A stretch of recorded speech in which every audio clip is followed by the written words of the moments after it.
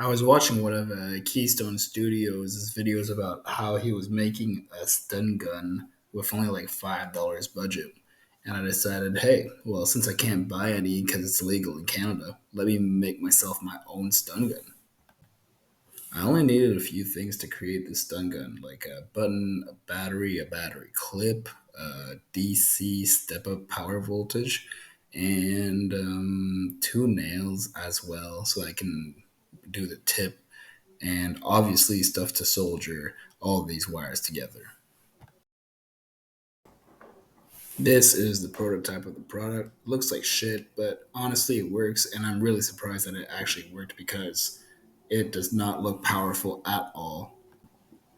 Now, the taser alone is harmless, so you can go out there attacking anyone. However, once you connect it to the 9-volt battery, then you can start attacking all the little children going on your road. It is somewhat painful. I've tried it on myself several times, and also a lot of my friends as well.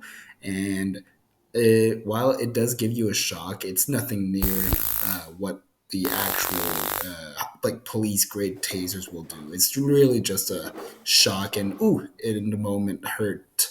But since it's DC, it won't actually most likely not kill you. I'm showing you guys the damage it can do on a piece of basil. As you can see, my fat ass really ate that basil afterwards, but ignore that.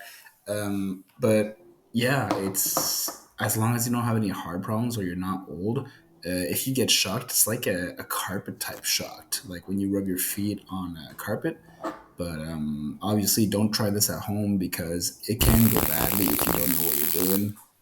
I am semi competent. No, I'm not competent at all, but at least I should not be doing this. However, it is for your entertainment and it is in a secure area. So this is only for your enjoyment. Please just enjoy the video, and yeah, that's pretty much it.